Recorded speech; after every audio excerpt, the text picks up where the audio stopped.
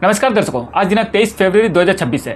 दर्शकों, अंडमान में deemed university को लेकर कई कॉलेजेस के छात्रों ने प्रोटेस्ट किए। ऐसा लगा जैसे छात्रों और प्रशासन के बीच ठंड गया हो। वहीं उस प्रोटेस्ट को पूरे अंडमान से समर्थन भी प्राप्त हुआ।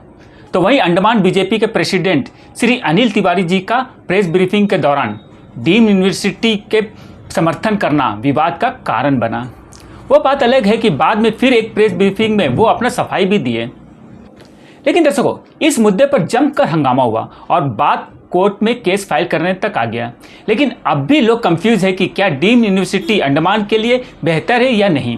अंडमान के लिए सेंट्रल यूनिवर्सिटी अच्छा है या डीम्ड यूनिवर्सिटी। तो आपके इस कंफ्यूजन को हम अपने सरल भाषा में क्लियर करना चाहेंगे।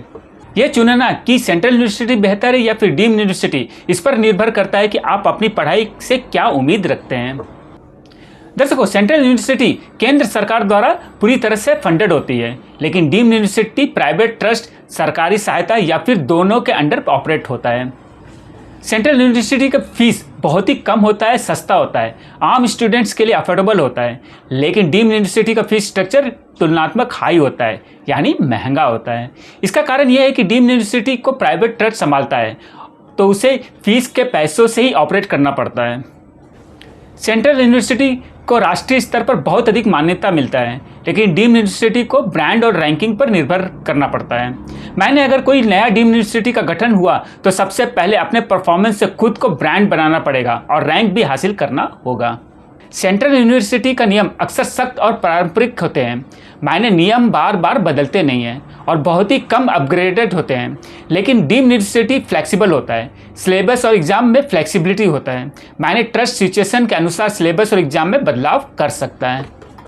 सेंट्रल यूनिवर्सिटी में एडमिशन के लिए CUET जैसे कठिन परीक्षा या फिर अन्य कठिन प्रक्रियाओं के माध्यम से किया जाता है। लेकिन डीम्ड यूनिवर्सिटी में एडमिशन के लिए या तो वो खुद का परीक्षा प्रक्रिया रख सकता है या फिर मेरिट लिस्ट के आधार पर एडमिशन ले सकता है। दर्शकों, यहाँ हम आपको सेंट्रल यूनिवर्सिटी के एडवांटेजेस और डीम्ड यूनिवर्सिटी के एडवांटेजेस के बारे में भी बता देते हैं। पहले सेंट्रल यूनिवर्सिटी के एडवांटेजेस के बारे में बताते हैं। सेंट्रल यूनिवर्सिटी में कम खर्च में क्वालिटी एजुकेशन पा सकते हैं। सेंट्रल यूनिवर्सिटी में सरकारी नियमों के अनुसार रिजर्वेशन और विभिन्न स्कॉलरशिप का लाभ भी मिलता है। सेंट्रल यूनिवर्सिटी की जो डिग्रियां होती है उन्हें ग्लोबली मान्यता प्राप्त होता है और ये डिग्रियां सरकारी नौकरियों में विशेष महत्व रखता है। तो दर्शकों, अब डीम्ड यूनिवर्सिटी के फायदे के बारे में बताते हैं। अगर आप मॉडर्न सिलेबस पढ़ना चाहते हैं जो इंडस्ट्रियल ज़रूरतों के हिसाब से डिज़ाइन हो तो डीम्ड यूनिवर्सिटी बेहतर है, क्योंकि डीम्ड यूनिवर्सिटी समय और ज़रूरतों के साथ अपने सिलेबस को अपग्रेड करता रहता है। टॉप डीम्ड यूनिवर्सिटी में इंफ्रास्ट्रक्चर और सुविधाएं इन कंपेयर ऑफ सरकारी कॉलेजेस से बेहतर होता है, क्योंकि उसे एक प्राइवेट ट्रस्ट चलाता है और रैंकिंग के लिए इन सब सुविधाओं पर ध्यान देना पड़ता है और इसके लिए एक अच्छा खासा फीस भी छात्रों से चार्ज करता है। डीम्ड यूनिवर्सिटी में IISc या BITS जैसे संस्थान रिसर्च और इन्वेंशन के लिए विश्व प्रसिद्ध है। यदि आप प्लेसमेंट और नेटवर्किंग पर अधिक ध्यान देना चाहते हैं तो टॉप रेटेड डीम्ड संस्थान बहुत ही प्रभावी होते हैं। अब यहाँ सवाल ये उठता है कि जहाँ अंडमान के कॉलेजेस को डीम्ड यूनिवर्सिटी में बदला जा रहा है तो क्या वो अंडमान के लिए सही फैसला है। तो दर्शकों, जहाँ तक मैंने पर्सनली स्टडी किया है तो मेरा व्यू पॉइंट इस प्रकार है। अंडमान के मोस्टली स्टूडेंट्स दूर दराज और फाइनेंशियल लो फैमिली से आते हैं, तो उनके लिए फीस स्ट्रक्चर बहुत मायने रखता है। तो हो सकता है फाइनेंशियल प्रॉब्लम की वजह से कई स्टूडेंट पढ़ ही ना पाए। ज़्यादा फीस उनका भविष्य खराब कर सकता है। और रही बात वेल फाइनेंशियल स्टेटस वाले फैमिली का, तो वो अपने बच्चों को बाहर भेजकर बेस्ट एजुकेशन तो प्रोवाइड कर ही रहे हैं। लेकिन आप सभी जानते हैं कि अंडमान जो है कि मेनलैंड से कटा हुआ और बहुत ही दूर है, तो जो लो फाइनेंशियल वाले जो फैमिली होते हैं उनके लिए अपने बच्चों को बाहर भेजना आसान नहीं है। दूसरा, अंडमान के लिए मोस्टली कॉलेजेस के इंफ्रास्ट्रक्चर और सहूलियत पहले से ही खराब स्थिति में है, जो कि कहीं से भी डीम्ड यूनिवर्सिटी के स्टेटस को फॉलो नहीं कर पा रहे हैं। मायने इंफ्रास्ट्रक्चर और सहूलियत ठीक करते करते ही काफ़ी समय बीत जाएगा, फिर उसके बाद रैंकिंग और ब्रांड बनाना आसान नहीं होगा। डीम्ड यूनिवर्सिटी मुख्यतः उसके फ्लेक्सिबिलिटी के लिए जाना जाता है। मायने डीम्ड यूनिवर्सिटी के सिलेबस समय के मांग के साथ अपडेट होता रहता है, जो कि प्राइवेट सेक्टर और इंडस्ट्रियल सेक्टर में जॉब ग्रैब करने में बहुत ही कारगर साबित होता है।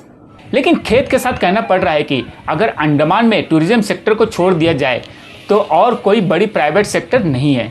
मेनली युवा गवर्नमेंट जॉब के पीछे भी भागते हैं। मायने इंडस्ट्रियल सेक्टर में शिक्षा देने से पहले अंडमान में इंडस्ट्रियल जॉब अपॉर्चुनिटी को बढ़ाना बहुत ज़रूरी है। डीम यूनिवर्सिटी मुख्यतः research, invention, company placement, networking, इन सब के लिए प्रसिद्ध है। अंडमान में बड़ी कंपनी बहुत कम है। रिसर्च और इन्वेंशन के लिए जो बेसिक सुविधा होना चाहिए वो दूर दूर तक नहीं है। यहाँ तक कि कॉलेजेस में स्टूडेंट्स के लिए साफ़ सुथरी टॉयलेट तक नहीं है। तो इस कंडीशन में स्टूडेंट्स के लिए रिसर्च और इन्वेंशन करना आसान नहीं होगा। हमारा फाइनल व्यू पॉइंट यही है कि डीम यूनिवर्सिटी किसी भी तरीके से अंडमान के लिए उचित नहीं दिख रहा है। जहां बात स्टैंडर्ड ऑफ एजुकेशन का आ रहा है तो वेल फाइनेंशियल फैमिली पहले से ही बेस्ट एजुकेशन के लिए अपने बच्चों को बाहर बेस्ट कॉलेजेस में भेज रहे हैं।